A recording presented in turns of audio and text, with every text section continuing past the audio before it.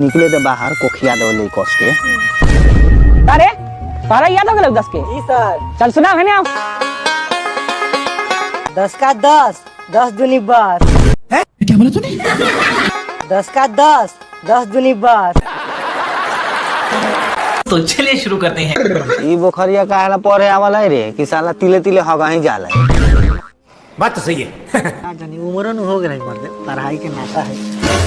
तू रे 10 का 10 और 10 दूनी 10 कइले बाड़े। मार पहने के रस गिरा दी मुंह में तब। अरे बाबा कारे तोनी तीनों टास्क बनैले बारे सर?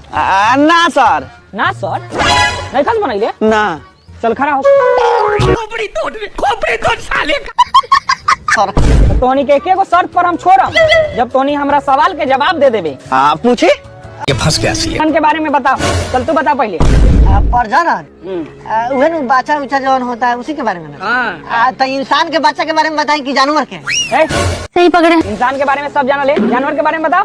जानवर के हाँ जैसे मान ली कि भैंस दा, तब भैंस जब गरमा जाता है ना, सॉरी गरमा जाती है ना, तो आधार बाबा के खटाल में जाती है। लेकिन क्यों? फिर उनका बड़का करियाका भैंसवा है, पारा चाही पारी होती है, उसी को प्रजनन कहते हैं। चुप एकदम चुप। तू बता। मार के तोनी के सीधा कर दे हम बस। खाली प्रजनन पर कुत्ता कुतिया का रिसर्च कइले बारे। पता नहीं बिहार के का होई का ना। चल जो सतोनी का छुट्टी हो गेल। हाँ ये तो इंतजार में रहनी हमनी के सर जी। पता